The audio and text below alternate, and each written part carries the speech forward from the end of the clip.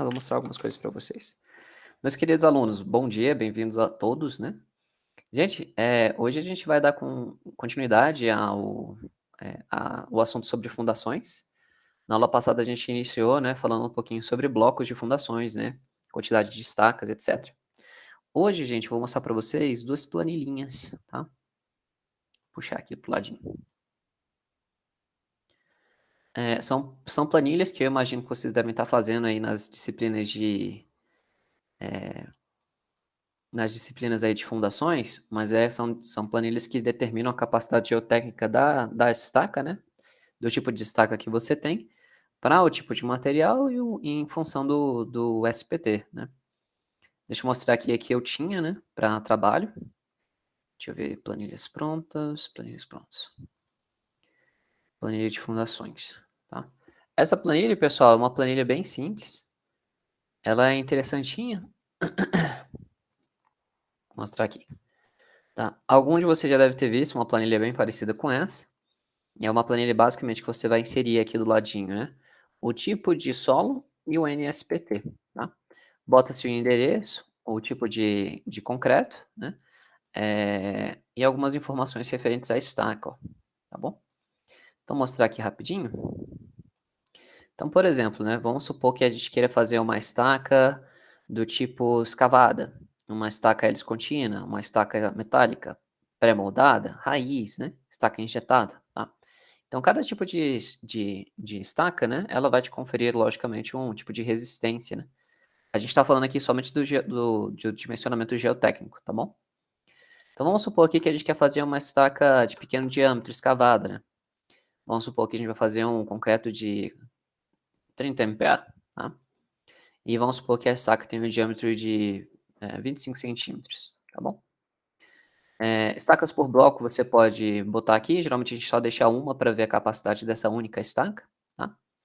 E aqui ele bota, né, alguns valores, né, do cálculo dela para conseguir estimar, né. Esses fatores de segurança eles vão estar em função aí do que a norma de fundações ela prescreve, que acho que é 6120, 6120 pessoal de fundações? Acho que é 6120, tá. Bom, então vamos supor aqui que a gente pegou um solo ruim, né. Vamos pegar aqui um exemplo que a gente viu em sala de aula da semana passada. Qual que foi mesmo, professor? Eu acho que deixa eu ver lá na nossa eu acho que eu colei o SPT, pessoal, lá na sala de aula. Vamos pegar aqui qualquer um.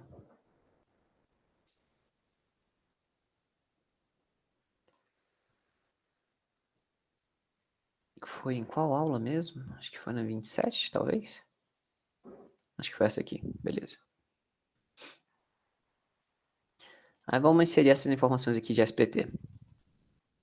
Será que ficou muito ruim de ver?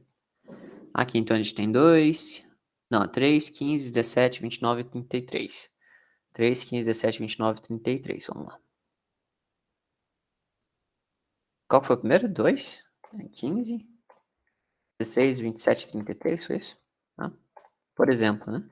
Você pode botar menores, né, menores valores. E eu acho que todos na planilha, né, vão ser silt, né. Então a gente tem areia fina, perdão, depois areia fina e argila. Tá, areia fina, então vamos botar aqui areia, depois areia, aí depois vem argila ou silt? Não lembro aqui. Deixa eu ver aqui. Depois vem argila, argila siltosa, né, botar aqui, argila siltosa. Argila siltosa, né. Ctrl C, Ctrl V, Ctrl V. Tá bom, né.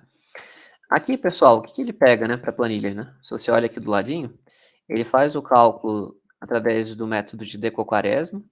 Esse é um método para determinação, né, da resistência da estaca. Ele pega uma resistência, né, da ponta, e ele pega uma resistência do fuste, né, que é por atrito, tá. Geralmente a resistência da ponta a gente assume um maior fator de segurança, porque a gente assume que não tem tanta capacidade na ponta, né, porque a área é muito pequena, tá. E aqui ele também faz pelo alquiveloso, tá. Aqui em Brasília, pessoal, geralmente os engenheiros trabalham muito com Deco-Quaresma, o pessoal fala que o Deco-Quaresma aqui ele é bem preciso, tá. E aí o que que a planilha faz, né? Ela pega o menor entre os valores, né? Nesse caso aqui, ele já deu basicamente do álcool veloso, e ele fala, ó, para essas duas técnicas, a carga, a capacidade da estaca, ela quando chega ali a 1, 2, 3, 4, 5 metros de profundidade, está em torno de 11,9, 12 toneladas, tá? Você pode trabalhar com a média, que é um pouco mais elevada, tá vendo? E o que é interessante dessas planilhas de capacidade geotécnica de estacas, é que você muda algum parâmetro, por exemplo, em vez de ser uma estaca de 25 centímetros, eu vou botar uma estaca de 35, por exemplo. Naturalmente, todos os seus valores são atualizados, né? Então, isso aqui é muito bom. Ah, eu não quero fazer, eu só tenho espaço para fazer estaca de 25. Pô, não deu certo a estaca de pequeno diâmetro, vamos fazer aqui uma estaca hélice contínua, por exemplo. Aí a hélice aumenta um pouquinho, né? Então, assim por diante, tá? Essa planilha é a planilha mais simplesinha que tem, tá? Vou mostrar outras planilhas que são mais sofisticadas para vocês, que eu tive, inclusive, acesso na pós-graduação, que são bem legais. Foi o módulo 6, eu acho. Planilhas, estaca, planilha de capacidade. Planilha de capacidade. Tá aqui. Essa planilha aqui, pessoal, é uma planilha um pouco mais sofisticada, tá? Ela tem mais coisas interessantes, tudo bem? E aqui ele funciona, né, como se fosse um programa, tá? Então você tem aqui a universidade que desenvolveu, você clica aqui em iniciar, tá? E aí ele vai passando, né, por tabs e tabs, né? Mas não foi? Vamos lá. Tá? Então aqui, igualzinho a gente viu ali atrás, tá? A gente insere o formato, né, a quantidade de SPT aqui, os valores, e a composição, né? Ah, então aqui, acho que eu travei a planilha. Deixa eu ver aqui, acho que a planilha está travada, pessoal. Acho que eu travei a planilha, peraí. Vou tentar de novo. Modo de exibição, cuidados, arquivos, habilitar a edição, pronto. Vamos lá. Fechar esse, editar conteúdo. Vamos para o início, beleza. Tá? Então aqui, né, a gente informa, né, as características de cada solo, tá? Aqui, inclusive, você pode formar o nível d'água, né, isso aqui é muito bacana. Ah, o nível d'água está em 10 metros, por exemplo, né? Ele vai atualizando a planilha, tá? Aqui você pode mudar o número de SPT, né? Se eu apagar aqui, né, ele vai acabar com todos os valores, lógico, né? Se a gente botar aqui, sei lá, vamos botar um SPT específico, 0, depois 3, 4, 5, 4, 3, 2, 1, 10, 15, por exemplo, tá? Vamos pro ladinho aqui também. E aí a gente vai informar aqui, por exemplo, tem silt, aí aqui silt arenoso, silt de novo, vou botar um pouco de argila, argila arenosa, e assim por diante, né? Você vai preenchendo, tá? E aí, uma vez que você informa o nosso SPT, pessoal, você escolhe qual é o tipo o tipo de moldagem da estaca, aqui moldado em loco. Você pode escolher o tipo da estaca. Eu vou botar aqui uma estaca escavada também. O diâmetro, eu vou botar um diâmetro de 30. E a cota de apoio, né, é mais ou menos onde que você quer que a estaca finalize, né? Então, vou botar aqui em 10 metros, por exemplo, tá? Você pode verificar dados, né, auxiliares, você pode pegar aqui no final, e aí você vai para cada método, ó, o áudio álcool veloso, você clica em resultados, e ele já te dá aqui, ó, os parâmetros, né, direitinho, ó, por metro, né, o fator considerado, a resistência de ponta aqui eu vou assumir que tem 0% de resistência, e a resistência lateral eu vou assumir que tem 100%, por exemplo. Atualiza. Vamos avançar aqui no próximo método, é a mesma coisa, ó. Resistência de ponta eu vou assumir que é Onde 0. que colocar a carga, professor? Oi? Onde que colocar a carga que vai na estaca? Ah, não, essa planilha ela te dá quanto que a estaca resiste, entendeu? Perfeito. Tu Ela vai te disponibilizar isso aí para nós? Posso, claro, tá? Show. Aí clica aqui em avançar e o último é a mesma coisa. Vou assumir 0% de resistência de ponta e aqui 100% de resistência do esforço lateral. E aí ele calcula aqui, ó, a carga que a estaca aguenta por metro de profundidade. Eu clico em avançar, olha que bacana. Ele me dá um comparativo, basicamente, entre cada tipo de método e a resistência da estaca para cada método até a cota, né, de assentamento. Olha que legal, tá? Então aqui pelo álcool veloso, ó, ele dá aqui a capacidade geotécnica da estaca, né. Então por metro de profundidade, ele tá dando aqui, ó, em torno, ó, o Teixeira, né, o último método dele é um método um pouco menos conservador, né, ele te dá mais resistência de estaca, e aqui o relatório final. Então ali para 10 metros de profundidade, ó, o álcool veloso ele é o menor valor, né, te deu aqui em torno de 27, tá. E o de Teixeira deu maior. E aí geralmente o pessoal pode trabalhar com a média, ó, 53 aí toneladas, tá. Toneladas não, quilonewton, né, então 5 toneladas, tá. Bacana? Então isso aqui é uma forma de você saber exatamente devido à composição do solo e ao tipo de estrato que você tem, qual que é o diâmetro e a profundidade que você vai parar. Isso é muito bacana, né. Então, por exemplo, se eu tenho um pilar que ele está recebendo ali 20 toneladas, né, que são 200 quilonewtons, né, e aí a minha capacidade para essa situação de cada estaca é 50. Então se eu divido 200 por 50, eu tenho 4 estacas. Então para equilibrar esse pilar, eu preciso fazer um bloco de 4 estacas. Bacana, pessoal? Legal, né? Não sei se vocês já viram planilhas dessa forma, né, ou se vocês estão fazendo na disciplina de fundações, mas é uma planilha bem legal, tá. Você pode ver aqui, tem um tutorial deles, é muito legal, né, que ele te explica o que você deve fazer, o que que você deve preencher. Você pode clicar no tutorial para ele te mostrar, é bem legal. Tem informações auxiliares, que você pode ver quais são os tipos de estacas, né, comerciais, que às vezes você vai fazer uma estaca estrutural comercial, tem tantos valores, né. Tem a tabela de cada método que é utilizado, tem um tutorialzinho para explicar, enfim, tá bem bacana. Beleza? Nós, pessoal, engenheiros, né, nós não somos nada sem o Excel, né, nada, nada. O Excel tá aí para nos auxiliar imensamente, né, tá. Bacana. Bom, meus queridos, hoje a aula vai ser interessante, tá, eu acho que eu vou deixar só exercícios gravados para vocês, acho que eu não vou fazer exercício com vocês não, porque nosso tempo é muito curto, né. Eu vou comentar hoje com o resto dos slides dessa unidade, e aí esse final de semana eu tenho um pouco mais de calma, eu consigo mandar um exercício gravado para vocês, tá. Bom, mas vamos lá. Hoje, pessoal, a gente vai falar um pouquinho sobre blocos de fundação, de novo, tá. A gente vai falar do primeiro tipo de bloco, né, que ou a gente tem blocos sobre tubulões, tá, ou nós temos blocos sobre estacas, né, é um ou outro, tá. Independente deles, pessoal, os blocos, eles provavelmente são um dos elementos de concreto armado, que são os mais estressados na estrutura, porque eles vão transferir todas as reações, né, do pilar, não, então toda a força que vem do pilar para o elemento de fundação. Nesse caso, pode ser uma estaca ou um tubulão. Se for um tubulão, né, a transferência ela é mais linearizada, então a altura do bloco, né, o tamanho dele é basicamente o tamanho para envolver um tubulão, né, que é o fuste do tubulão. Agora se você tem, por exemplo, blocos sobre estacas, você tem muitas estacas, né, você tem que ficar aumentando cada vez mais a altura do bloco, correto? Ué, como assim, professor? Vamos supor aqui que eu tenho apenas um pilar, né, que ele tem aqui 25 por 50, por exemplo. E aí eu fiz ali um tubulão que ele tem 90 centímetros, tá. Isso aqui vista por cima, tá, meus queridos. Então aqui é o diâmetro mínimo ali de um tubulão, né, 90 centímetros, né, de acordo com a nova NBR, tá. Ou seja, o bloco que eu tenho que botar aqui, é um bloco que ele tem que somente envolver, ó, o tubulão, né. Ficou meio feio, né, perdão. Tá. E aí a altura desse bloco, quando a gente vê de um corte lateral, né, ele não tem que ser uma altura muito elevada, né, muito grande. Geralmente blocos sobre tubulão, né, pessoal, a gente adota como sendo ele cúbico, né, para facilitar aí a execução. Bacana? Mais ou menos assim, beleza?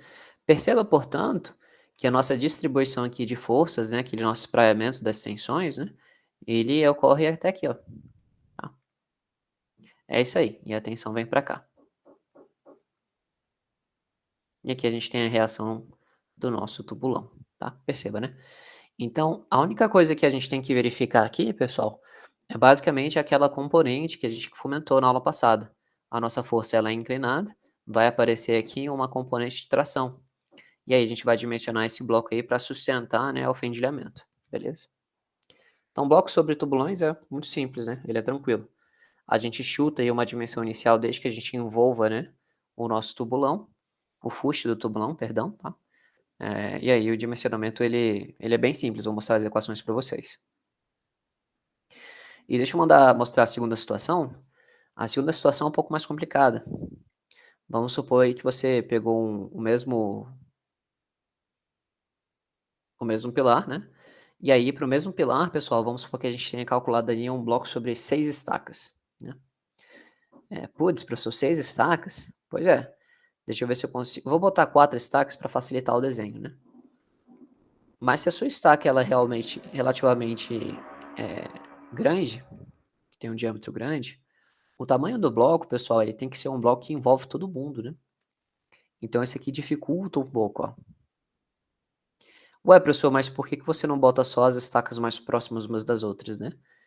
Normativamente a gente não pode fazer isso porque a gente tem que respeitar um diâmetro, um espaçamento mínimo entre elas, se não me engano é a distância de face até face, que tem que superar 3 diâmetros, né? Então quando a gente tem um bloco com bastante estacas, ele fica cada vez maior, né? E isso não é muito legal pra gente, que a gente tem que aumentar tanto em termos de área, quanto a altura, né? E aí você acaba consumindo muito concreto, né? Muito material, tá? Essa altura do bloco, igualzinho a gente viu lá em Sapata, a gente vai precisar calcular um bloco que ele seja rígido e não flexível, tá?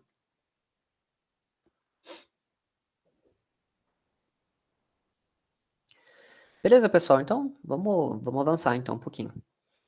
Então geralmente, pessoal, o diâmetro do fuste ele vai estar associado basicamente com o tamanho do bloco, e o bloco geralmente a gente puxa aí, a gente envolve aí o tamanho do fuste uns 10 centímetros para cada lado, tá? Aqui, pessoal, é um pouquinho sobre o fendilhamento que eu havia falado com vocês, tá? Então, fendilhamento, o que que ele é, professor? Fendilhamento basicamente vai ser uma fissuração que vai acontecer, e essa fissuração ela sempre vai ser perpendicular, né, a a perdão, sempre vai ser paralela à direção de aplicação da carga, por causa das forças componentes que surgem, né, devido ao espraiamento das tensões aqui dentro, tá. É interessante que se você pega aqui um gráfico, pessoal, que varia, né, a relação entre o tamanho, né, a largura ali de aplicação da carga, pelo tamanho da peça, tá, então essa relação aqui, e a relação, tá, entre a nossa a nossa componente horizontal que surge, né, pela força de compressão. Se você faz um gráfico aí, pessoal, olha que interessante, à medida que eu aumento essa relação, ou seja, eu estou alargando mais a peça do que estou, perdão, eu estou tornando a largura A muito próxima do comprimento de aplicação da carga. Naturalmente, a força RT está diminuindo. Vocês conseguem observar isso? Que não acontece, né, a inclinação aqui. À medida que eu aumento esse colega, ó, as tensões que vão surgir aqui horizontais, elas vão tender a diminuir, né, logicamente. E o contrário é verdadeiro. Interessante esse gráfico, né? Outro gráfico parecido com isso é em relação à tensão máxima absorvida, tá? Então, se eu aplico uma distância x, né, eu vario a distância x entre o ponto de aplicação e a distância máxima de A, olha que interessante, né? À medida que eu aumento essa distância, aquela componente também vai caindo, né? Então você consegue ver naturalmente a queda, tá? Mas à medida que eu chego próximo, né, da região onde tem maior concentração, essa tensão sobe, né? Lógico, tá? Então, à medida que você tem aqui uma menor área e uma força integral, você vai ter muita tensão. À medida que eu me afasto, né, da posição da carga, essa área a zero, ela tende a alargar, né? E aí você naturalmente vai decaindo a tensão, tá? Então esses aqui são estudos interessantes, né, para a gente avaliar aí basicamente como é que é o fendilhamento que ocorre, né. Então ele é o mais crítico, né, na parte mais próxima aqui. Tanto é que as forças de fendilhamento elas acontecem geralmente no início da peça, por causa disso. Porque à medida que eu me distancio, as tensões elas vão sendo dissipadas, tá. Professor, e o que que a gente pode fazer, né, para impedir que o fendilhamento aconteça, né, em peças de concreto armado? Bom, como a gente havia falado anteriormente, o fendilhamento ele só acontece porque surgem, né, tensões de tração, que elas vão ser sempre normais, né, às tensões máximas de compressão. Que nem naquele nosso ensaio diametral, né, o ensaio lobo-carneiro que a gente faz lá para determinar a resistência, de tração do concreto, tá. Então, quando isso aqui acontece, a gente precisa basicamente impor uma armadura que ela vai tender a impedir, né, ou mitigar os efeitos dessa componente aqui. Então, se o concreto vai fissurar na vertical aqui, eu vou botar armaduras, né, na direção principal das maiores tensões de tração, tá? Então, visto aqui o bloco pela lateralzinha, pessoal, a gente bota a armadura aqui, ó, nessa direção, tá? E visto por cima, a gente tem que botar uma armadura que ela tenha um caráter, de confinamento, tá? Essa armadura, ela já fizeram vários tipos de ensaios, né, para ver qual que é o melhor arranjo. E um arranjo que ele é muito usado hoje em dia é essa cobrinha aqui, ó, que louco, tá? Não sei se algum de vocês já viu isso em obra. Isso aqui geralmente a gente usa, pessoal, para quando blocos estão com mais de 50 toneladas, tá? Então, blocos com apenas uma estaca, né, ou um tubulão apenas, geralmente a gente pode dimensionar com isso, tá? E aí a recomendação que a gente tem é que a quantidade de barras que a gente bota aqui, ela é calculada, o restante é tudo você segue um detalhamento padrão, tá? Espaçamento entre as barras, ele não deve superar 8 centímetros ou d sobre 5, tá? Que é a mesma distância, né, entre uma barra e outra nas camadas, tá? Geralmente a gente recomenda que bote pelo menos 4 camadas aí. Tudo bem? Tranquilo, pessoal? Então bem simples, né? Aqui tá a carinha dele, ó, os ensaios que foram feitos, né? E realmente a gente tende, né, a espalhar aí de forma mais ou menos uniforme. A gente bota a armadura numa direção e em outra direção, ó, que interessante, tá? Bacana? Aqui estão os cálculos para você determinar essa armadura, é tipo bem simples mesmo, tá? Então aqui a gente tem, né, as componentes de força que vão ser inclinadas. A gente pega um corte, verifica qual que é essa componente de força, na direção tal. N vai ser a nossa força de compressão em cima do bloco. Os Bs vão ser as relações de base do bloco. E o B0 vai ser o tamanho do pilar, né? Então, uma relação entre a largura do pilar e a largura da base, né, do bloco. Na outra direção, a mesma coisa, ó, tá? E a nossa área de armadura basicamente vai ser essa força na direção, dividido pela tensão do aço, né? Bem simples, tá? Então é bem facinho calcular isso aqui. Eu vou deixar para vocês esse exemplo aqui de sala gravado, tudo bem? Para a gente não perder tanto tempo hoje, tá? Mas é relativamente simples. Aqui, pessoal, tá um detalhe que é um detalhe típico, tá? A única armadura que a gente realmente calcula é a armadura de fendilhamento, ó, essa daqui, tá? As outras armaduras, pessoal, elas seguem literalmente um gabarito. Ué, como assim, professor? Tem esse gabarito aqui, ó. Espera aí. Não, depois eu mostro pra vocês o gabarito, tá mais pra frente. Mas essas armaduras aqui, cara, se você for pegar o TQS e os outros programas, eles cospem, né, a mesma armadura, é curioso. Você aumenta a força no bloco, a única coisa que muda é a armadura de ventilamento. O restante, gabarito. Muito doido, tá? Bom, o próximo tipo de bloco, pessoal, que a gente tem, né, são quando a gente tem blocos sobre estacas. E aí a gente pode ter várias geometrias de blocos, como a gente falou.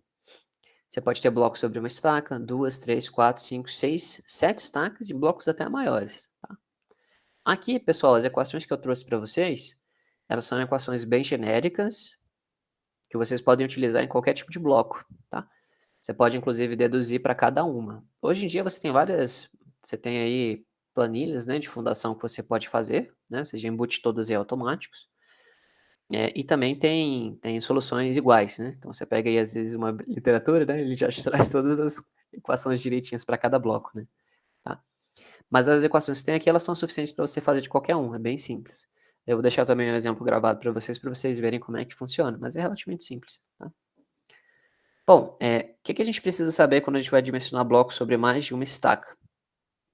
Bom, o bloco sobre mais de uma estaca, pessoal, ele tem que ser verificado de forma cuidadosa. Por quê, professor? Bom, que nem a gente falou na aula de ontem. A técnica que a gente vai utilizar para dimensionar blocos é a técnica que a gente chama de bielas e tirantes, tá? Como é que ela é mesmo, professor? É aquela mesma técnica que a gente vai utilizar para calcular o cisalhamento, né, em vigas, que é o da treliça de Mersch, tá? Então vamos supor que a gente tem aqui um bloco sobre 2 estacas.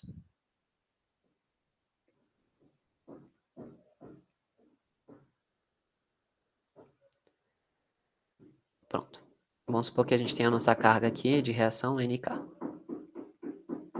E aí a gente dimensionou que vai ter em cada estaca NK dividido por 2.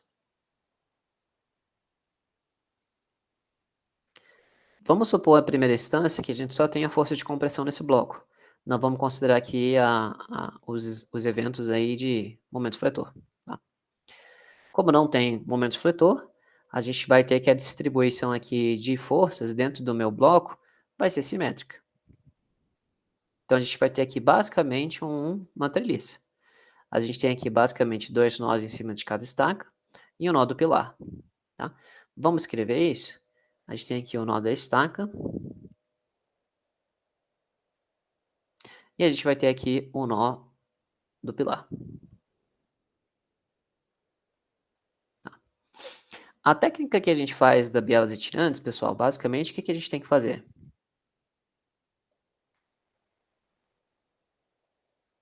Na técnica da bielas e tirantes, a gente sempre verifica as bielas, as tensões limites. Tá bom? E os tirantes, a gente sempre faz o quê? Dimensiona a área de aço, né? Basicamente é isso, né?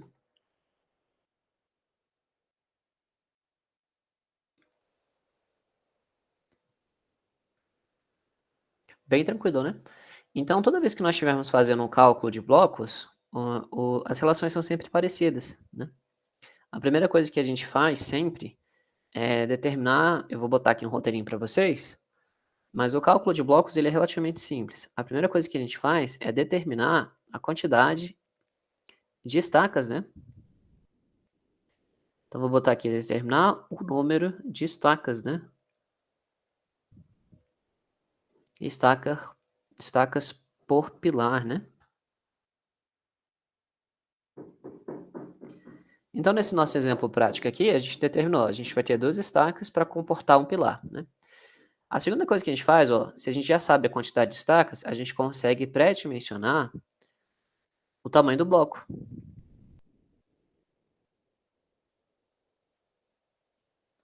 Vou botar aqui pré-dimensionar o bloco. E quando a gente fala pré-dimensionar, professor, o que a gente precisa saber? Bom, quando a gente vai pré-dimensionar, basicamente a gente precisa saber do tamanho do bloco, tá? Então a gente vai ter aqui a maior dimensão, vou chamar de L, a menor dimensão, vou chamar de B, tá? Essas dimensões, pessoal, elas são selecionadas apenas para acomodar, tudo bem? A quantidade de estacas, tá? E aí a gente segue basicamente um roteirinho, tá? Então B e L, eles são determinados por um roteirinho, tá? Que são regrinhas. Um roteirinho, tá? Uma vez que a gente determina o tamanho desse bloco, a gente vai determinar a altura dele, que é a parte mais importante. Deixei até em vermelho. Determinar a altura do bloco.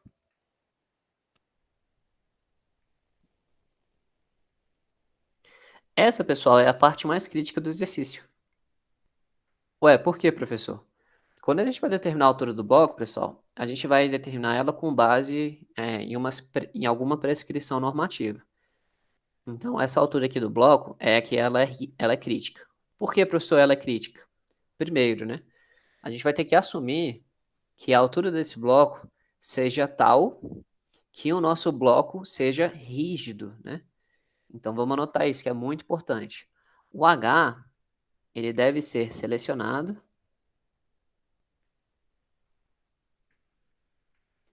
para o nosso bloco ser rígido.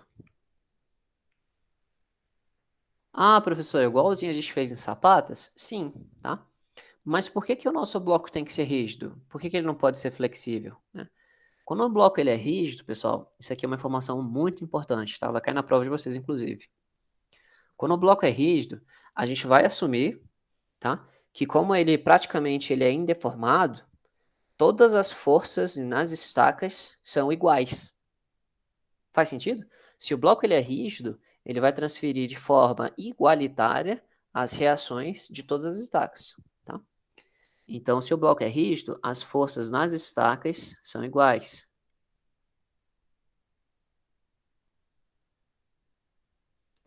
São iguais. Beleza? Isso aqui é uma forma da gente garantir que todas as estacas vão estar ali funcionando de forma igual, tá? Agora vamos botar aqui uma nota. Professor, e se o bloco não fosse rígido, né? Vou chamar aqui de bloco flexível. Se o bloco ele é flexível, pessoal, ele vai ter um comportamento de viga.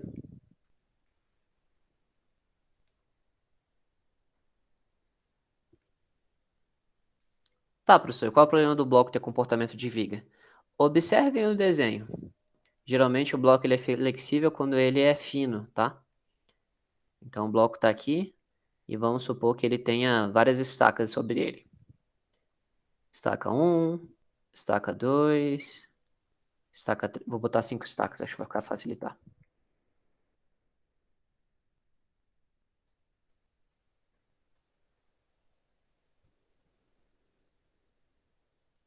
Tá bom? Aqui, pessoal, olha que interessante, né? Se a nossa força ela está trabalhando como se fosse uma viga, né? A nossa força NK ela vem para cá. E igualzinho a gente viu lá pela teoria da trilhice de morte, olha o que acontece com as forças. Tá? Elas vão se irradiar exatamente como se tivesse a trilhice de morte. Né? Ou seja, se é uma trilhice de morte, eu tenho vários apoios. Aqui um apoio, aqui outro apoio, aqui outro apoio, aqui outro apoio, aqui outro apoio. Qual é o apoio que vai estar mais solicitado? Se a maior reação está aqui no topo. Né? Aqui estão cada nó. Estão entendendo o que eu estou falando? Se a reação está em cima do apoio mais próximo, a estaca central vai ter a maior reação. Vou chamar de N1, aí aqui a gente vai ter N2, N2, supondo que estão todos igualmente espaçados aqui, N3. Tá?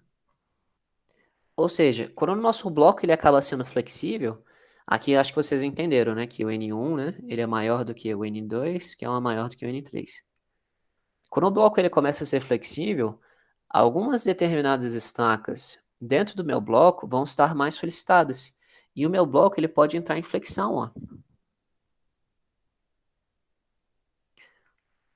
Tá? Então ele pode se deformar. E aí determinadas estacas vão ter muito mais solicitação, né? Perceberam? Tá? Então essa situação, pessoal, ela é uma situação muito perigosa, tá? Porque aí se o bloco está se comportando como viga, ele tem que ser dimensionado tanto para flexão, e eu tenho que botar armadura transversal, né? Armadura transversal, né? Que são os estribos, né? É uma viga. Então tem que dimensionar ASW. Então a gente teria que botar aqui os estribos, ó. Então teria que ter estribo aqui, né? Para garantir o quê? Que a gente não tem ali uma ruptura do bloco. Todo mundo entendeu isso aqui, pessoal? Entendido? Tá? Essa altura, então, do bloco, ela é muito importante, porque ela vai garantir que o nosso bloco seja rígido. Aí tem os critérios da norma, que são muito parecidos com os critérios da sapata, e também tem o mesmo critério de Blevaux e Frene, tá igualzinho, tá? Uma vez que eu selecionei, então, a altura do bloco, o bloco está rígido, aí a gente vai para as últimas duas etapas. A primeira delas é a verificação das bielas.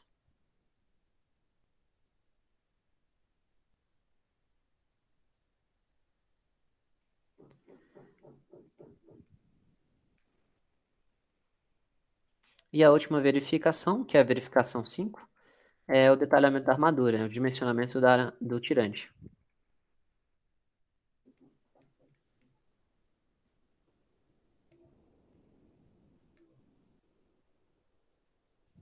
Que é a nossa armadura principal. As outras armaduras são secundárias, né? A gente usa um gabarito também, tá? Então, gente, é basicamente isso, tá? Que são blocos sobre estacas. Eu vou mostrar para vocês algumas das equações e um estudo de caso, que ele é altamente importante, né, para simular o que a gente falou hoje, tá? Bom, a primeira coisa aqui que a norma fala, tá? o bloco ele sempre vai ser escolhido de tal forma que ele seja um bloco rígido, tá? Lembrando que a quantidade, né, o tamanho do bloco está associado com a quantidade de estacas, né, que devem equilibrar o pilar, tá? Geralmente, pessoal, as nossas estacas, elas não são armadas, tá? Geralmente, quando você tem ali um estado de compressão, né, completo, para pequenas edificações, né, geralmente a gente usa só o trado manual mesmo e faz uma estaca pequena, tá? Mas aí nessas situações, né, não se esqueça, se você não tiver estaca armada, você tem que majorar ali a força na estaca, tá? Com essa equaçãozinha aqui, né? Então você majora em 20% os esforços da estaca, tá? Então é relativamente simples, né? Aí você, para calcular a estaca, né, você garante que a tensão ali no concreto não ultrapasse, né, a tensão limite, 0,85 FCD, tá? E aqui está a equaçãozinha, então bem simples, tá? Aqui, meus queridos, estão algumas das capacidades de estacas para determinados tipos de materiais, tá? Ué, como assim, professor? Então, por exemplo, uma estaca de madeira de 15 centímetros, tá? A capacidade nominal dela, né, geralmente está em torno de 100 kilonewtons, tá? Então, 10 toneladas, beleza? Agora, por exemplo, vocês pegam uma estaca pré-moldada, ou uma estaca Strauss, né, de 50 centímetros de diâmetro, tem uma capacidade aí de 800 kilonewtons. Isso aqui é só uma tabelinha para você ter ideia, mais ou menos, né, de qual é a capacidade nominal de cada tipo de estaca, tá? Aqui também, beleza? E aqui são os tipos de configurações do bloco, tá? Então, o que a gente faz, né? Por exemplo, bloco sobre 2 estacas, a gente bota um de cada lado de pilar. Bloco de 3 estacas, geralmente a gente utiliza um bloco triangular. Bloco de 4 estacas cada ponta, bloco de 5 estacas, né? Antigamente tinha uma estaca no centro. A gente pode fazer dessa forma, né? Uma sapata aí, um bloco que ele tem um polígono, né? E para blocos com 6 estacas, né? Interessante. Tá? Geralmente, quando o pilar é muito grande, a gente tende a fazer isso. Bacana? De todas as ocasiões, pessoal, você deve ter observado que sempre a distância, tá? Entre estacas, eixos de estacas, tem que superar 3 diâmetros, tá? Isso é normativo. Por quê, professor? Se essas estacas estão muito próximas umas das outras, aquele atrito lateral, né, pode ser comprometido se a estaca estiver muito próxima. Faz sentido?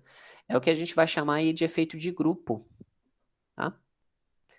Então, vamos supor aqui que a gente projetou um bloco, né? Que as estacas estão literalmente beirando a outra, né? Para a gente pegar uma situação esdrúxula, né? Vamos supor que eu fiz um bloco aqui, tenta de novo. E aí eu tenho, tipo, uma estaca. Aí eu tenho outra estaca exatamente do lado da outra e outra estaca aqui, tá? Se a gente ver o corte, né, lateral, ó, o que está acontecendo com as estacas? Praticamente encostadas umas às outras, né? Tá? O atrito, pessoal, cadê o atrito que estava aqui, ó? Do solo, né? Praticamente não tem solo aqui dentro, ó. Tá?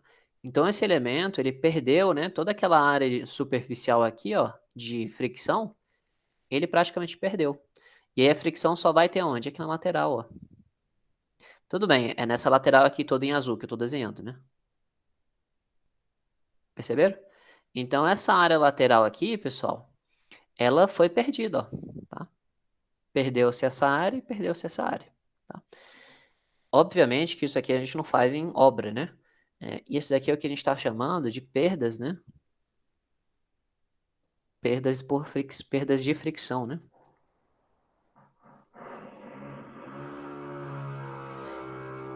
Botei um C a mais ali, fricção. Essa perda da fricção, pessoal, ela é causada por uma coisa que a gente chama de efeito de grupo.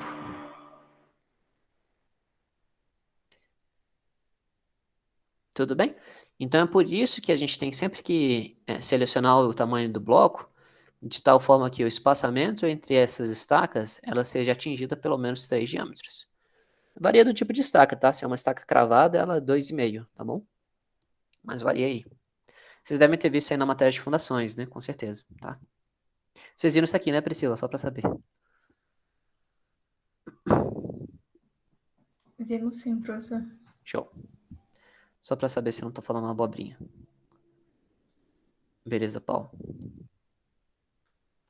Tá. Aqui, meus queridos, está o tamanho do bloco. as dimensões sugeridas, tá?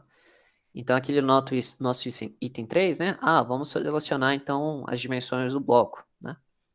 Aí tem aqui, né, a distância, a largurazinha Azinho aqui, é o tamanho do pilar. A distância A, né, é a maior largura do bloco. A distância E é a distância entre estacas. Tá? Então, tá aqui, ó, então, estaca circular, né? O diâmetro é normal. Para a estaca pré-moldada, né? 2 a 2,5 vezes o diâmetro. Moldadas em loco, né? 3 diâmetros, tá? Então, a distância entre estacas tem que aguardar isso. A altura do bloco, né? Ela deve ser fixada, né? Como garantindo que o bloco seja rígido. Essa altura ela não pode ser imensa também, porque a gente tem que garantir economia. Os blocos são elementos muito grandes, eles consomem muito material, tá? Então a gente tem que tentar, no máximo, né, reduzir isso. Tá? Tem que lembrar também que tem que ter uma barra de ancoragem aqui, né? Os nossos arranques. Então, geralmente, a altura do bloco não pode ser menor que LB também, tá? Só para vocês saberem. A largura do bloco deve respeitar essa regrinha. O comprimento do bloco é essa daqui. A altura útil, né? Respeitar essa daqui. Tá? Essa daqui é a relação da norma, tá? Para garantir que a altura do bloco seja, para garantir que o bloco seja rígido, tá? Então, uma relação bem parecida com aquela que a gente viu em sapatos. Tem um estudo de casa, pessoal, é muito interessante. Alguém já viu isso daqui? Alguém já viu esse viaduto aqui lá em BH que caiu? Vi que caiu em cima do Evan, não foi? Foi, matou 6 pessoas. Eu lembro. Vamos ver eles. Foi na época da Copa. Foi, exatamente, Paulo, lá em 2014. Eu não sei se vocês já viram esse caso, pessoal, mas esse aqui é um estudo de caso muito bacana, que a gente utiliza para dar aula de blocos, né? Só para vocês terem um pouquinho do histórico, lá em BH, fez-se um viaduto importante passando por uma marginal, né? Uma avenida que ela é muito utilizada. Então tinha muito engarrafamento ali, o pessoal fez um viaduto. Aí o viaduto, pessoal, ele custou ali milhões, né, de reais. Pô, não acredito que não tá funcionando esse vídeo. Vamos lá. Ele custou aí muito dinheiro, tá, para os cofres públicos. Teve problemas de licitação também, aquelas coisas do Brasil, né? E basicamente, durante a conclusão do viaduto, o pessoal, antes de fazer o teste de carga, começou a desformar a estrutura, desforma, desforma, desforma. Na hora que o pessoal tirou a última forma, a última escoramento, a estrutura toda desabou, né, em cima das pessoas que estavam ali, tá? Ela desabou com fashion, tá? E esmagou algumas pessoas, tá? E matou aí 6 pessoas, né? Esse caso, inclusive, pessoal, ele foi muito estudado, né? Porque as pessoas não entenderam, como assim que esse viaduto simplesmente desabou, né? Foram 6 engenheiros que projetaram esse viaduto, não, se não me engano, acho que foram 4. E o caso só foi ter conclusão esse ano, tá? Então os 4 engenheiros foram presos, tá? Condenados à prisão. Loucura, né?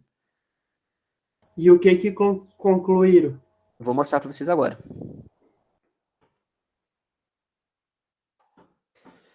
Deixa eu mostrar aqui a falha, que o vídeo da falha é muito explicativo. Aqui. Deixa eu ver se é esse daqui. Não era exatamente o que eu queria mostrar para vocês, vamos ver se vai dar bom. Gente, eu tô devagarzinho aqui, vocês estão me escutando? Eu caí?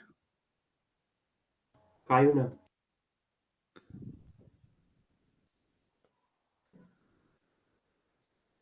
Então tá aqui o viaduto, né, que passa, né, pelaquela avenida importante que eu falei para vocês. Esse era um viaduto todo de concreto e ele tinha apoios, né, de bases de pilares, tá? E aí ele desabou dessa forma, tá? Aqui, pessoal, olha que interessante. Tirou-se escoramento. E aí, olha o que aconteceu. Perceberam? Tá? Então, os pilares que estavam ali, ó, que interessante, né? Os pilares, eles tinham uma seção de cálice, tá? E eles estavam apoiados sobre um bloco de 10 estacas, tá? E esse bloco, pessoal, olha, ele cisalha, ó. Ele cisalhou, perceberam? Tá? Então, uma seção ali cortou, né? E aí todo o viaduto fundou. tá? Os blocos eram individuais? Os blocos, cada pilar tinha embaixo dele um bloco, tá? Aqueles lá, eu não entendi. Pra que esses laterais aí? Ah, não, isso é o tamanho do bloco, porque eles calcularam o tamanho do pilar e o pilar precisava de 10 estacas. Aí eles Aham. fizeram o tamanho de um bloco de 10 estacas, entendeu? E aí E rompeu só no, o do meio? ele rompeu nessa, o bloco era inteiro, ele rompeu no meio assim, ó, pá. Mas ele não era armado, não? Essa que é a questão, né? O bloco, pessoal, ele foi calculado considerando que era um bloco rígido. Só que, na verdade, ele teve o comportamento de bloco flexível. E aí, quando o bloco foi flexível, ele... Pô, gente, eu queria tanto mostrar o vídeo pra vocês. Isso daqui foi um animal. Deixa eu ver se dá. Dá pra ver aqui. Pô, não tô acreditando. Nossa, gente, tô muito chateado. Deixa eu ver aqui. Que no vídeo que eu queria mostrar pra você, ele mostra direitinho o rompimento, cara. Cadê aqui meu histórico? Histórico. Deixa eu ver se tem aqui do lado. Não.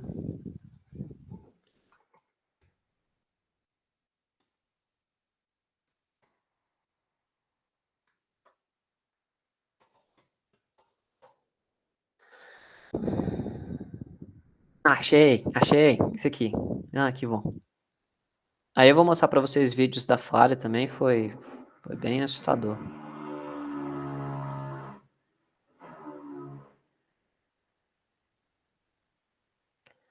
Tá aqui, ó. Então, isso daqui é um vídeo rápido, tá? Só explicando basicamente como que é a construção, quantas estacas foram, tá? Então, fizeram a escavação do bloco, né? Foram feitas 10 estacas, tá? Foram estacas hélice contínua, profundidade das estacas de 20 metros, tá? Depois que fizeram as estacas, abriram a vala, logicamente. Depois posicionaram, né? Fizeram um concreto magro. Ó, a capacidade de cada estaca tinha em torno de 250 toneladas, tá? As 10 estacas juntas davam em torno de 2.500 toneladas para o conjunto todo. Aí fizeram um concreto magro, botaram a armação por cima, fizeram os arranques ali do pilar, e aí concretaram o bloco. Ó, o bloco sozinho, ó, praticamente 30 e... O bloco sozinho, ó, tinha praticamente 3.000 quilos, né, de aço, tá? E 80 metros cúbicos de concreto. Ou seja, a armação por metro cúbico de concreto estava em torno de 35 quilos, que é relativamente pequeno, tá? Beleza, pessoal? E aí moldaram, né, o pilar por cima, instalaram, né, e a plataforma ali do viaduto. Olha como é que se deu a ruptura, né? A carga máxima que veio do pilar, ó, tinha 33 mil toneladas, né? E olha o que aconteceu, ó. Perceberam a deformação, pessoal? Olha aí, tá? Olha como é que o bloco está flexionando, ó, tá? Quando o bloco está flexionando, pessoal, o que está acontecendo? É um comportamento de viga. Então, para a gente garantir que as forças, né, cheguem para os outros blocos, a gente precisa de armação de quê? Cisalhamento. Não tinha armadura de cisalhamento. As estacas centrais eram as estacas portantes que absorveram a maior capacidade de carga, porque houve uma assimetria na redistribuição disso, de forças. E aí as capacidades dessas estacas foram superadas, tá? E aí o bloco rompeu por cisalhamento. As estacas não aguentaram, elas afundaram e o bloco rompeu por cisalhamento. Se esse pilar fosse mais espesso e aumentasse a área no bloco, não tinha feito isso não, né? Não, teria acontecido o mesmo problema. Porque a altura do bloco não foi alterada, entendeu, Paulo? Para a gente garantir que aquele bloco funcionasse, né, com um bloco rígido, ele tinha que ser mais alto, ou, se era um bloco flexível, ele tinha que ter armadura de cisalhamento. Que armadura é essa de cisalhamento? Estribo, estribo. Ah, Fazer uma puta vigona ali, entendeu? Tipo um estribo grande assim, tá? Que aí garantir pelo menos que o bloco resistisse ao cisalhamento, né? Tá? Então, ou eles poderiam aumentar bastante a altura do bloco, ou eles tinham que ter usado a armadura de cisalhamento armado como viga. Tá? Deixa eu dar um like aqui nesse vídeo para guardar. Pronto. Tá? Entenderam, meus queridos? Por que blocos são elementos tão importantes e a gente tem que ter bastante cuidado com eles? Tá? Interessante, vocês viram esse estudo de caso? Não sei se vocês, enfim, eu acho esse estudo bem interessante. Muito legal, professor, ver dessa forma. É legal, né? É legal. Tá bom, pessoal? Então, tá aí a importância, né? Qual que é a diferença de um bloco rígido para um bloco flexível, né? E se um bloco é flexível, a gente tem que armar como se fosse biga, tá? Para garantir que aquela distribuição de forças, se for um bloco rígido, né? Ela trabalha com bielas e compressão, né? Se for um bloco flexível, tem que trabalhar como viga, né? E aí a gente tem que garantir aí os estribos, tá? Beleza? Bom, blocos, como é que é o cálculo de blocos de uma estacas? Ele é relativamente simples, né? A gente basicamente só verifica o findilhamento. Ué, professor, é aquela armadura principal, né? Essa armadura principal, pessoal, a gente só usa ela para critério construtivo, para garantir que o bloco fique uma caixinha, né? Aquela nossa gaiolinha, né, de aço. Tá? Aqui estão as dimensões, geralmente, que a gente trabalha, e aqui a altura do bloco, tá? Uma coisa importante, pessoal, a gente geralmente, tá? Deixa a cabeça da estaca dentro ali da base do bloco, tá? Geralmente a gente deixa ali entre 5 e 10 centímetros, tá? Só para garantir ali que quando a concretagem, né, não entre, né, não tenha nenhuma fissura aqui e entre água, tá?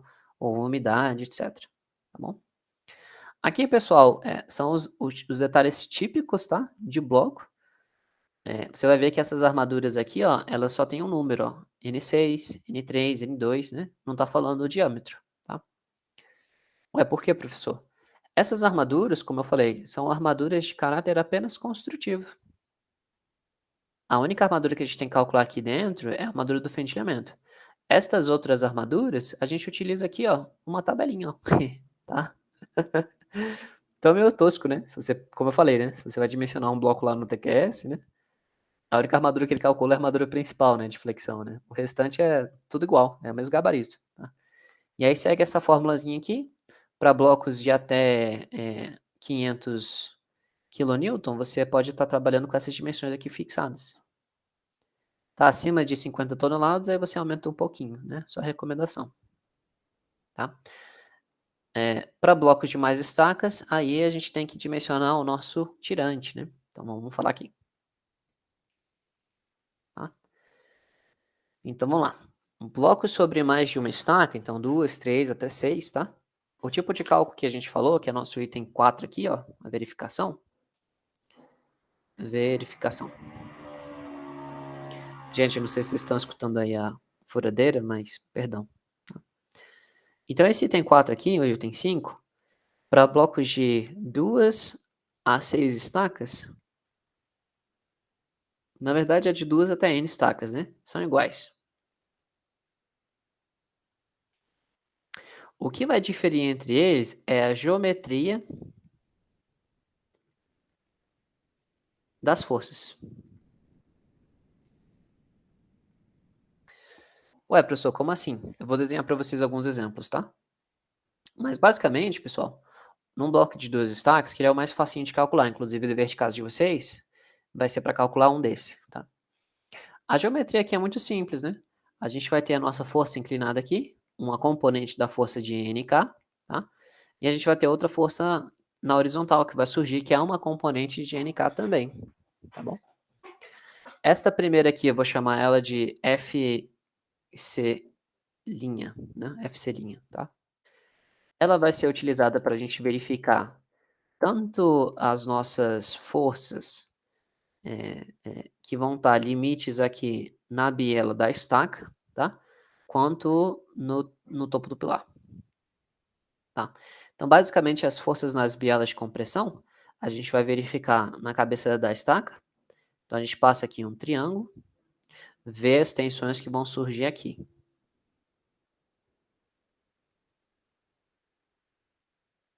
Tá? Então, na cabeça da estaca, a gente faz então a verificação no nó da estaca, com equações que são todas deduzíveis, né? Bem fáceis. E a outra verificação, a gente também passa um triângulo aqui e verifica as tensões aqui nessa região. Tá? Nas duas situações, essas duas tensões aqui que vão estar atuando no concreto, elas têm que ser inferiores às tensões limites impostas pela norma. Tá? Então não tem muito segredo, é basicamente isso. Professor, se for um bloco de 3 estacas, bom, Se for um bloco de 3 estacas, a geometria dele é um pouco diferente, né? Então, só para fazer um adendo aqui. O bloco de 3 estacas, geralmente ele tem essa carinha.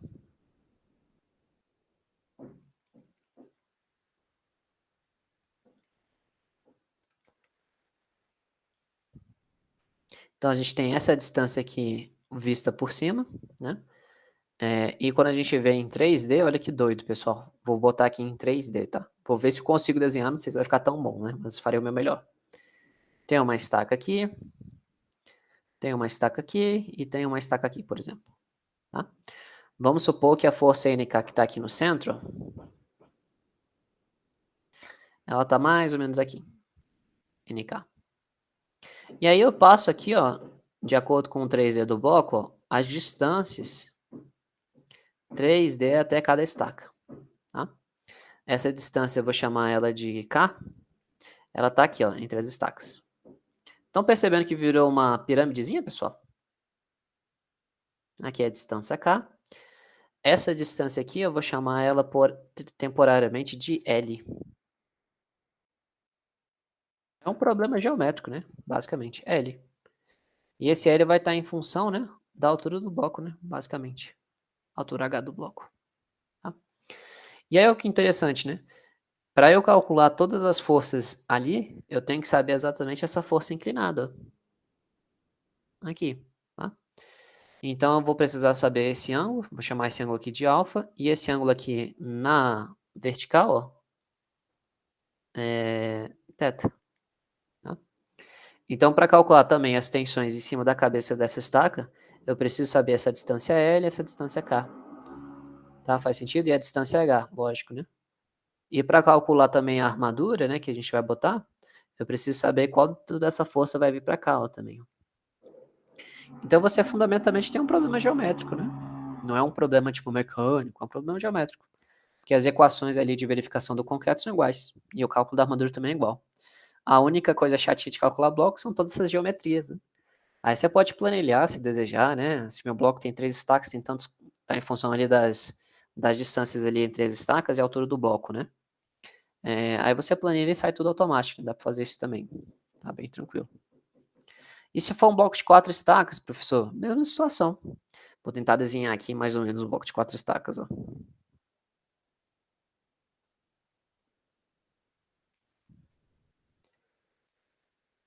Então a mesma coisa, só que o bloco de 4 estacas ele é simétrico, né? É mais fácil de calcular, né? Aí a gente teria aqui as 4 estacas. 1, 2, 3 e 4. Nosso NK estaria aqui por cima. Teríamos que desenhar as dimensões de cada um. Era para ser reta, mas não foi.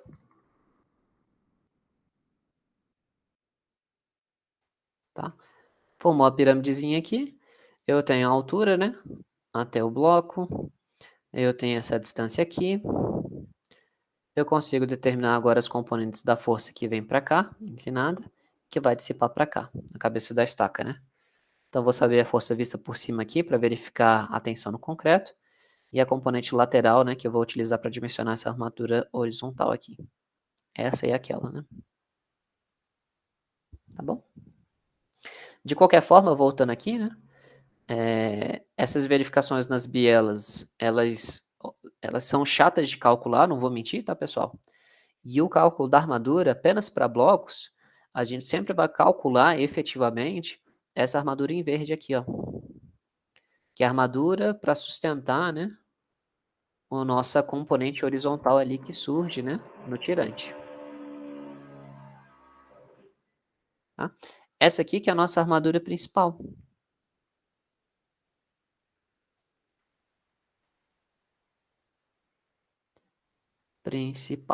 Pronto. Bacana, meus queridos, relativamente é isso. Tá? Vamos olhar agora as nossas equações ali no slide. Eu deixei aqui para vocês alguns textinhos, tá, gente? Explicando basicamente o que eu falei aqui. Depois eu preciso que vocês deem uma lida, né? Para vocês observarem como que é essas orientações, tá bom? Aqui, gente, está basicamente o cálculo das tensões limites de acordo com a quantidade de estacas em cada bloco, para o método de frame, tá? Blevoy frame, aquele método que a gente havia falado, tá? Então, ele está aqui. E a nossa NBR, pessoal, a nossa NBR adota essas equações aqui. Tá? Eu vou fazer um exemplo e eu vou verificar qual que as duas é melhor para vocês verem, né? Mas eu calculo e vou publicar para vocês, tá? Só que a nossa NBR ela é um pouco confusa, tá? Deixar muito claro. Mas por quê, professor? Porque, tipo, o método de Blevoy, gente, ele já dá fixa aqui, ó. Para bloco de tantas estacas, você utiliza tal tensão limite, né? Não pode ultrapassar disso. Tá, mas e aí? Essa tensão limite, ela é para a estaca ou para o pilar, né? Aqueles nós que eu mostrei para vocês, né? É para verificar a região de concreto ali embaixo do pilar ou a região de concreto em cima da estaca, né? Então fica um pouco confuso, né? Já a nossa NBR, ela define a quantidade de forças de compressão ou forças de tração, né? Então, tipo, ele não te fala se é um bloco de tantas estacas, né? Ele te fala, ó, se aquele bloco ele vai receber uma componente de tração e duas de compressão, você usa essa primeira, essa segunda, perdão. Se for 3 componentes de compressão, você usa o FCD1, né? Aí você fica um pouco confuso. O que é isso? O que é aquilo, né, professor? Mas deixa eu desenhar aqui para vocês, né? Aqui, gente, observem comigo, tá? É o bloco de 12 estacas, tá? Quantas forças de compressão estão chegando aqui nesse nó da estaca? Tá chegando aqui uma força de compressão, perfeito? E ali, né, tração ela sai do nó, né? Uma força de tração, tá? Existe alguma outra força de tração? Não, tá? Então, a verificação que eu tenho aqui é apenas uma força de tração. Então, para verificar a tensão limite desta região aqui, eu tenho apenas uma tração. Eu olho lá no slide. Então, apenas uma força de tração, ó, é o FCD3, ó. Tabelas atravessadas por um tirante único, né? Entendeu? Agora vamos olhar para outra situação, ó. Se a gente for olhar ali para esse bloco de 2 estacas, qual é a quantidade de forças de compressão que estão chegando nesse nó? Tem uma, duas. Tem alguma força de tração que vai surgir aqui? Não, não tem nenhuma força de tração. Então, esse daqui a gente viu que vai ser, no caso, FCD3. E ali no topo do pilar vai ser qual? FCD1, né? Então, quando não tem nenhuma tração, FCD1. Entenderam, meus queridos? FCD1, tá? Então, varia aí um pouquinho, né? Se você for fazer um bloco girado, né? Você já sabe qual utilizar, né? Então, a nossa norma, ela generaliza dessa seguinte forma, tá? Então, como eu falei, né? As tensões ali de compressão não podem ultrapassar essas tensões limites, tá? No exercício, a gente vai demonstrar de forma mais prática. Tá?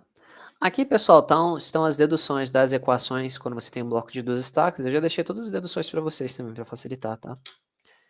Então, a nossa força da biela de compressão, né? Você pega basicamente as distâncias, né? E você faz a trelicinha de morte, ó, né? Então, você tem lá o triângulo, a inclinação alfa entre elas. Você sabe exatamente quanto de força tem ali no topo da estaca, ó. Tá? Bem simples. Dado por essa equaçãozinha, né? Bem tranquilo. As tensões ali limites, pessoal, que vão estar atuando em cada uma dessas ela consegue ser ali deduzida, tá? No exercício eu vou deduzir com vocês isso daqui para vocês verem que é tranquilo, né?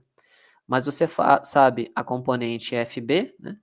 Você sabe basicamente a distância, né? Que vai estar atuando a nossa força, o tamanho do pilar, né? Com base nisso você sabe quanto de força está indo para cada estaca. Você sabe a inclinação delas, você consegue deduzir essa equaçãozinha aqui, ó. Tá?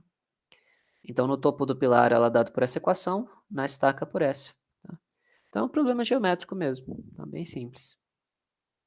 A armadura, tá, pessoal? Nossa armadura principal, ela vai sustentar a força FT, né? A força FT nada mais é que uma função também de ND, né? Tá?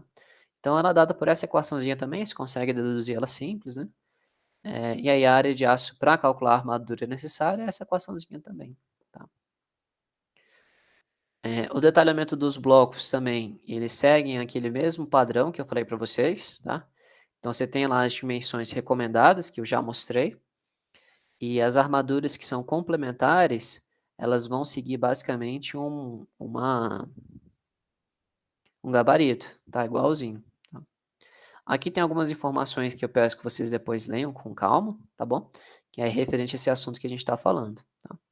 Uma coisa muito importante, que até tinha que ter grifado, é o seguinte: ah, professor, a gente detalhou ali, sei lá, 4 ferros de 10 milímetros, né? Como é que faz essa deposição da armadura, né? Bom, é recomendado, tá, pessoal, que essa armadura principal, ela sempre seja disposta em cima das cabeças das estacas, tá? Porque é onde vai haver a tração máxima, né? Então, você tem aqui um bloco sobre 2 estacas, por exemplo, a armadura principal, ela tem que estar pelo menos aqui em cima. Geralmente a gente dispõe elas, né, de tal forma que você consiga ocupar o espaço do bloco, né? Mas a armadura principal tem que ficar pelo menos, né, 85% presente ali na região da estaca, tá? Ah, professor, se o bloco for maior, aí você bota uma armadura de construção, né? Uma armadura auxiliar, geralmente é menor, tá? Então a gente geralmente faz isso. Aí é uma confusão armar bloco, né, pessoal? Porque é literalmente uma obra de arte, né? Se você for ver aqui, ó, que interessante, né? Olha quanta armadura tem num bloco, né? Então é uma obra de arte mesmo, né? Você pode ver que isso aqui é um bloco sobre uma estaca mesmo, né? Então tem armadura aí em todo canto, né? Mas olha, por exemplo, um bloco de 3 estacas. Tá? Que bacana, né? Isso daqui foi uma obra de um bloco que eu dimensionei, tá? Ele tá construído, tá enterrado lá hoje, né? E essa foi uma empresa que fez a armação dos blocos. Cada bloco aí tinha 2 metros de tamanho, mais ou menos, né? Olha a quantidade de aço, né, pessoal? Que interessante. Você deve estar observando, né? Aqui nas quinas, né? Onde vai ter aqui a estaca, ó, a estaca vai estar aqui, a estaca vai estar aqui, ó. É onde tem as armaduras principais, ó. Não sei se você está observando. As outras armaduras, ó, são simplesmente construtivas. Tá? Bacana? Essas armaduras construtivas, né? Elas têm que respeitar algumas dimensões mínimas, tá? De tal forma que a gente primeiro garanta, né?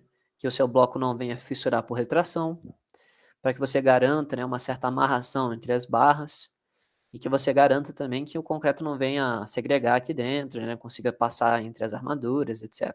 Tá?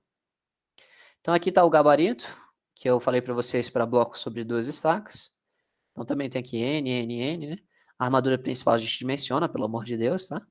As outras armaduras a gente utiliza como gabarito. A não ser, tá?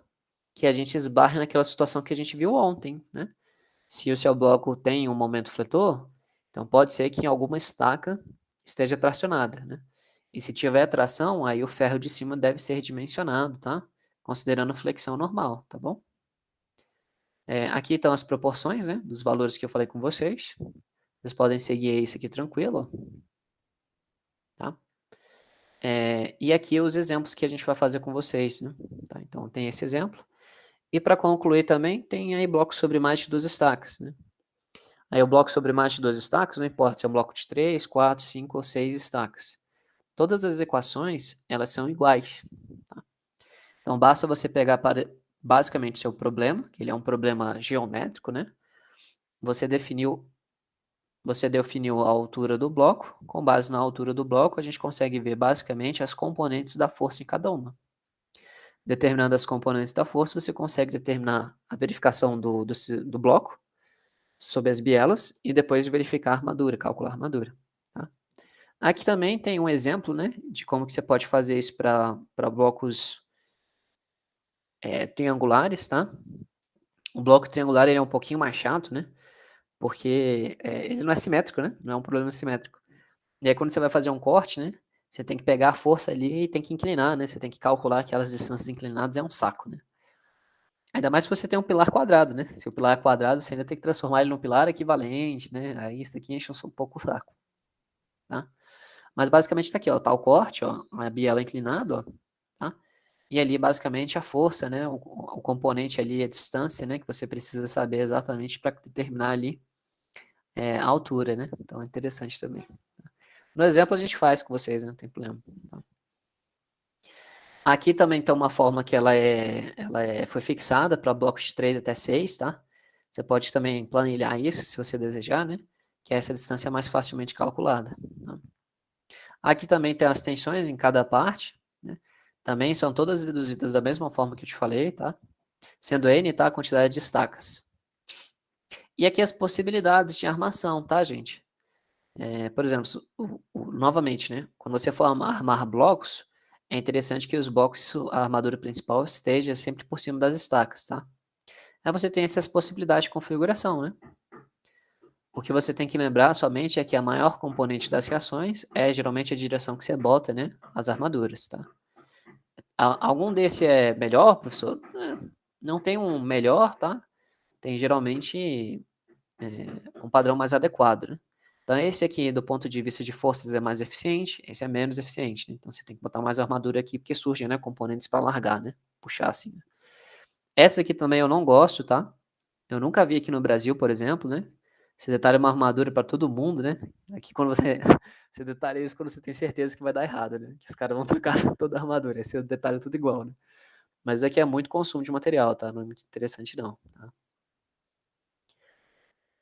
E aqui também, né, as distâncias, tá, planilhadas quando você quiser, né, fixar, né? Então você pega a planilha, fixa o padrão lá, né? E aí quando você determinar a dimensão da estaca, né, todas essas equações, ó, são automáticas, né? Então isso aqui facilita um bocado. Deixei para vocês aí também, quem quiser, né? E aqui o gabarito, né, de bloco de 3 estacas também, com a tabelinha também, ó. Então já tá tudo pronto, né, pessoal? É só planilhar isso aqui, né? Eu ainda não tive tempo de planilhar, né? Mas enfim, eu acho que seria interessante. Aqui também é o exemplo que a gente deve fazer em sala de aula. E as últimas considerações quando a gente fala sobre momento fletor, tá? Muito raramente você não vai ter, né, o momento fletor atuando no bloco, né? Isso não acontece, né? Quando isso acontece, pessoal, tem que ver basicamente aquela distância, né, entre o centro, né? O centro de... o núcleo central de inércia, tá? Se a distância de excentricidade, né, que você calcula é superior àquela, aí uma das estacas pode estar sob tração, né? Aí você tem que calcular direitinho. E daí, professor? Bom, quando você tem a tração, né, em uma das estacas, primeiro tem que dimensionar a estaca para a armadura de tração. É relativamente simples, né? Você tem a força que vai estar aqui lá na estaca, você tem a seção transversal dela, você faz o equilíbrio de força para determinar a armação, né, de tração. Bem simples, né? E essa aqui, pessoal, é uma equaçãozinha também que você pode planilhar ela para saber exatamente como que vai ser a distribuição de forças nas estacas. Como assim, professor? Você tem lá a dimensão do bloco, você sabe mais ou menos a capacidade de cada estaca e você sabe do momento fletor, né? Com essas duas equaçõezinhas aqui, pessoal, você consegue aferir, tá? Se qual estaca pode estar tendo maior compressão, tá? Então, se você tem várias estacas, né, e uma delas está sendo mais solicitada, você tem que verificar se a capacidade dessa estaca não vai estar sendo ultrapassada, né, para aquele momento fletor. Aí eu também tenho uma planilhinha aqui que eu peguei da pós e dá para verificar isso, é bem interessante. Mas quem quiser planilhar, está aqui também, tá? A gente não deve fazer exemplos disso, porque são exemplos relativamente complexos, tá? Mas vale a pena comentar. Tá? Eu vou fazer um exemplo completão com vocês, que nem o da sapata, que aí fica mais fácil. E aqui outro exemplo, né? Tá? Gente, o dever de casa de vocês, tá? Eu vou publicar ele só depois que eu gravar a aula para vocês, tá? Para ser justo. Então, sabe o nosso trabalho que vocês fizeram da unidade 11? Ah, não, professor, sério, sério. O trabalho da unidade 11 que vocês fizeram, eu vou pedir para vocês pegarem as reações, né? Que vocês calcularam no pórtico de vocês, tá? Se teve ou não, né, a adição de um momento fletor, isso você vai me falar no seu dever, né? Para você conseguir calcular as fundações aqui, tá? Então, basta basicamente você calcular acho que um pilar você calcula uma fundação superficial, que é uma sapata, e o outro pilar você vai calcular um bloco sobre duas estacas, provavelmente, tá? Este é o último trabalho de todo o semestre, prometo, tá? Então, quem quiser já começar a fazer, pode. Eu só vou atualizar esse slide aqui, porque tem que atualizar com o último trabalho.